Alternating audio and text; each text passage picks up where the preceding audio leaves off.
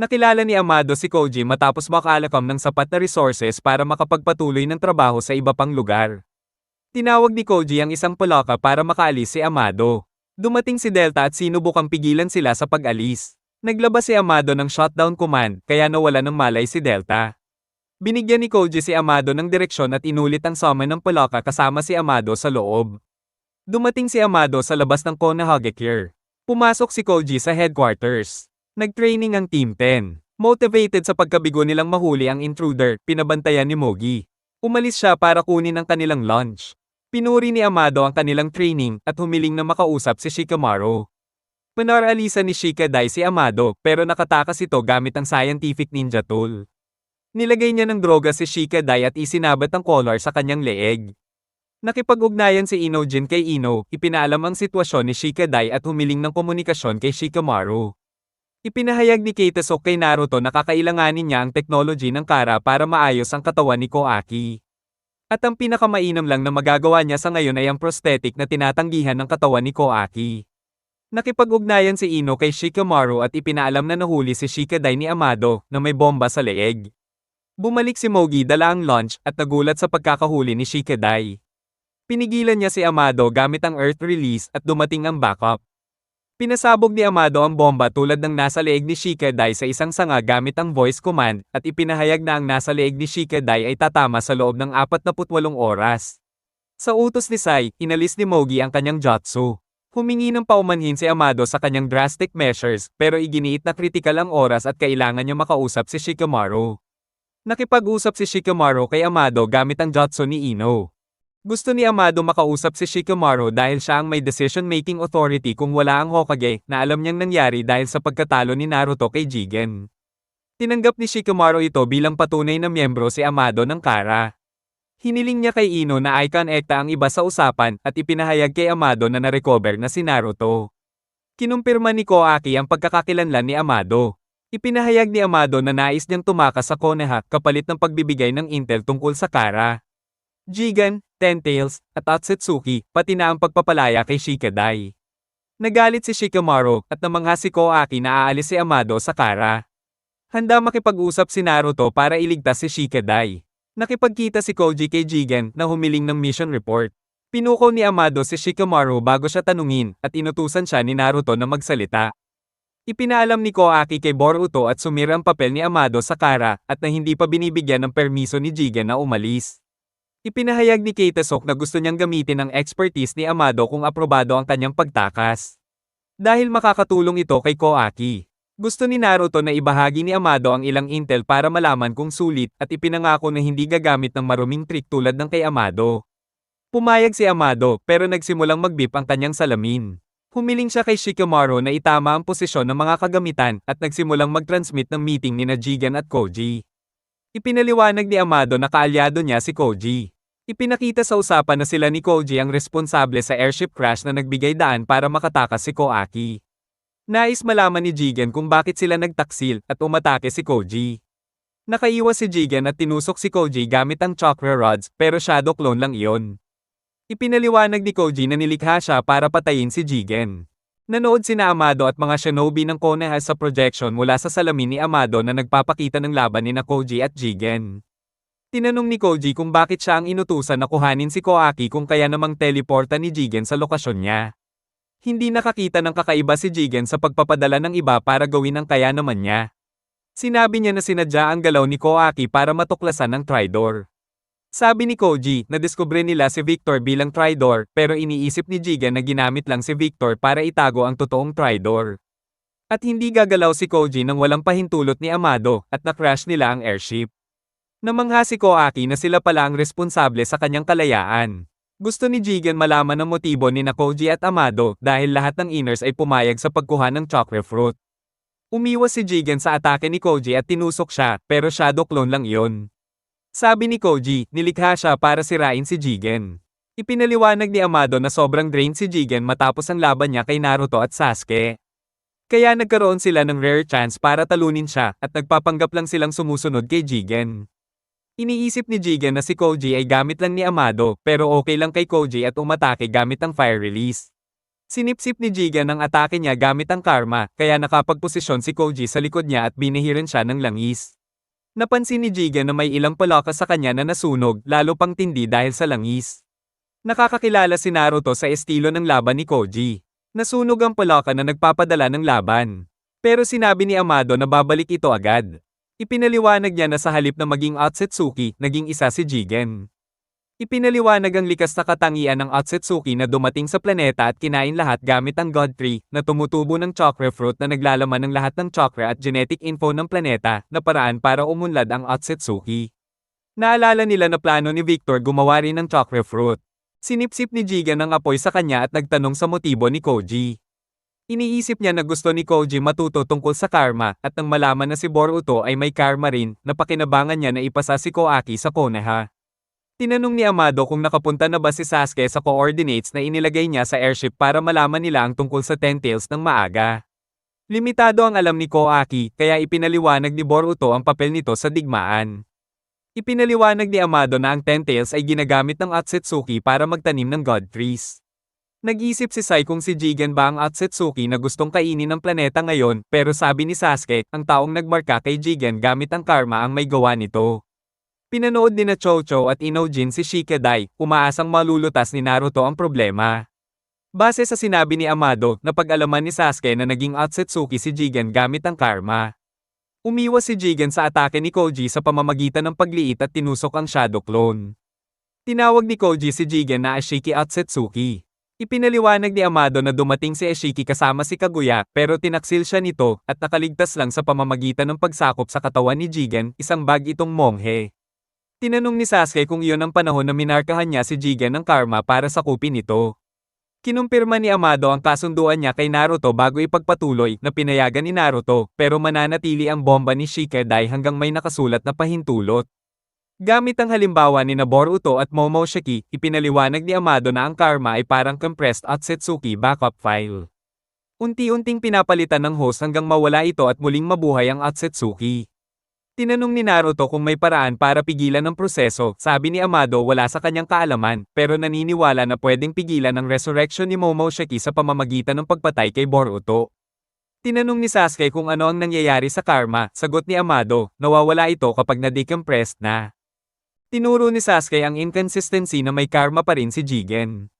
Natawa si Amado, na ikinagalit ni Shikamaru. Ipinaliwanag ni Amado na kahit sakupin ni Ashiki si Jigen, hindi niya ginamit ang karma noon dahil masyado siyang mahina matapos taksilin ni Kaguya. Pinaliit niya ang sarili gamit ang jutsu at pisikal na sumaikop sa katawan ni Jigen parang parasite at saka lamang minarkahan ng karma. Habang nakikipaglaban kay Koji, pinaganya ni Jigen ng karma, lumaki ito at tumubo ang sungay ni Ashiki. Gumawa si Koji ng swamp para hawakan si Jigen. Tinanong ni Naruto kung bakit hindi pa nabuhay si Ashiki sa loob ni Jigen gamit ang karma, at ipinaliwanag ni Amado na mahalaga ang tamang vessel. Hindi kayang tiisin ni Jigen ang chakra ni Ashiki, at kung gagawin, mamatay siya sa loob ng ilang araw, kaya pinili niyang ihanda si Koaki bilang vessel. Nagsimula muli ang transmission ng laban. Nakawala si Jigen sa swamp sa pamamagitan ng pagliit at nagpadala ng rods kay Koji na nakaiwas. Inalis ni Koji ang swamp at ipinakita ang summoning seals. Ginamit niya ito para mag-summon ng apoy na hindi kayang sipsipin ni Jigen.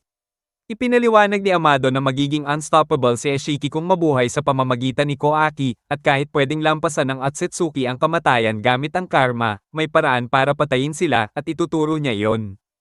Pinanood ni Koji si Jigen habang nahihirapan sa mga apoy. Tinanong ni Boruto kung hindi ba sisipsipin lang ni Jigen ang apoy gamit ang karma. Napansin ni Kaitasok na hindi humihina ang apoy at hinala ni Koaki na ito'y totoong apoy galing sa ibang lugar, hindi mula sa chakra, kaya hindi ito masipsip ni Jigen. Ipinaliwanag ito ni Amado sa mga shinobi ng Konoha. Unti-unti namang humina ang apoy at napansin ni Sasuke na imbes na sipsipin ni Jigen, pinapaliliit niya ito. Ipinaliwanag ni Amado ang kakayahan ni Jigen sa pagpapaliit. Tinanong ni Shikamaru kung paano haharap si Koji dito at sinabi ni Amado na may dahilan kung bakit ngayon lang sila kumilos. Nagsisimula ng maubos ang chakra ni Jigen at hindi na niya kayang paliitin ang apoy kaya nasusunog siya.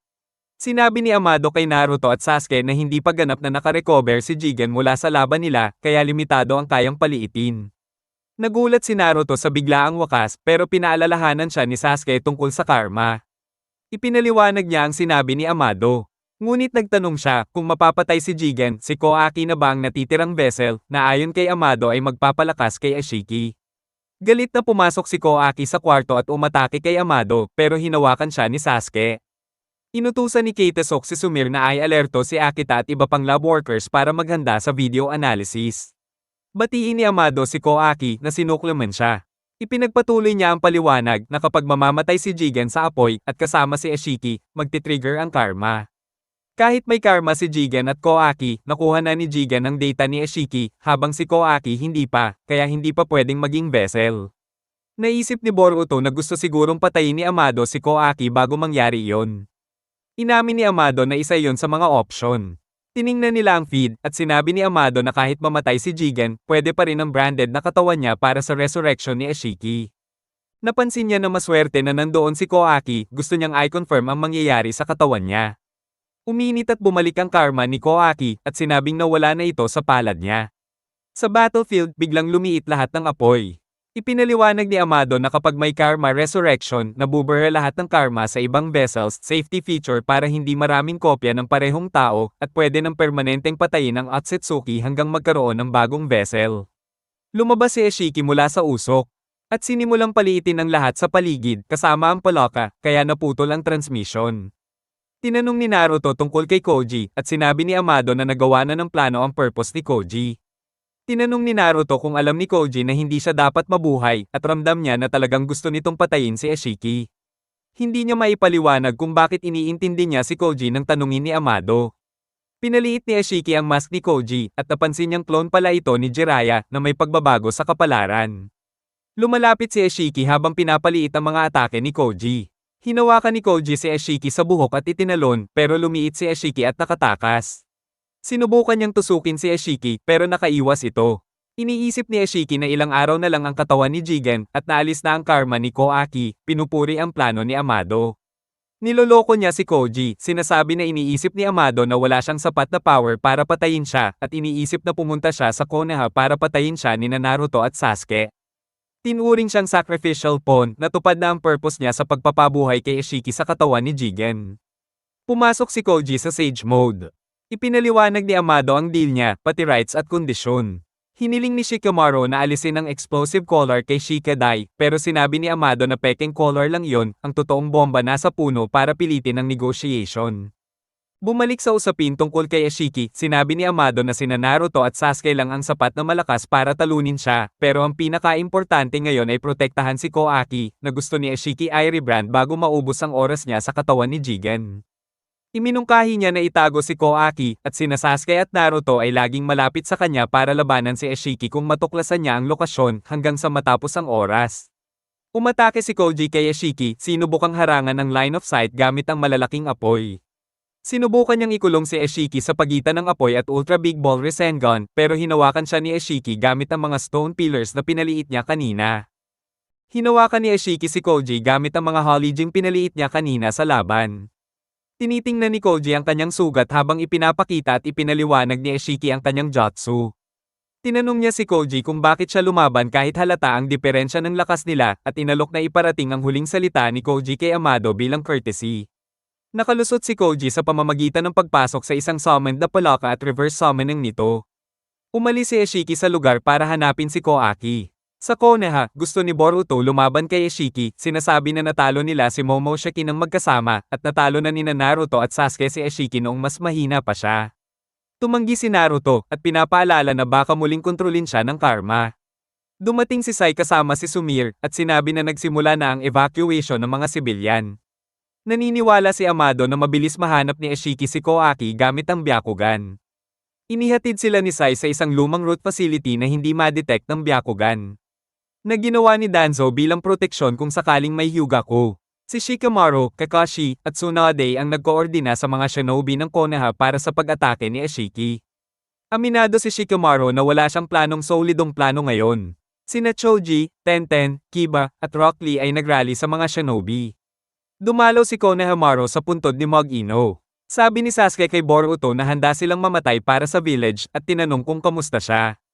Inamin niya na naghirap sila laban kay Jigen dati.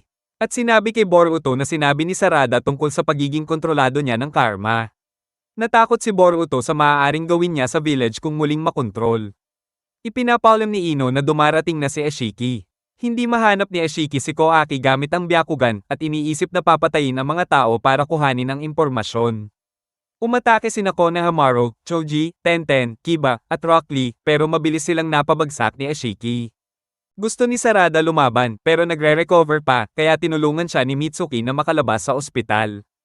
Iniligtas ni Naruto si Konohamaru mula sa isa sa mga atake ni Ashiki. Sinabi ni Ino na halos tapos na ang evacuation kaya pwede nang labanan ng todo. Pumasok si Naruto sa Six-Path Sage Mode at sinimulang labanan si Ashiki. Dumating si Sasuke, nagpapalitan sila at hiniling kay Naruto na takpan siya gamit ang mga itinapon na armas. Sila ni Sasuke ay umatake kay Ashiki pero pinaliit niya ang lahat ng armas. Itinapon ni Sasuke ang kanyang espada pero hindi ito kayang paliitin ni Ashiki.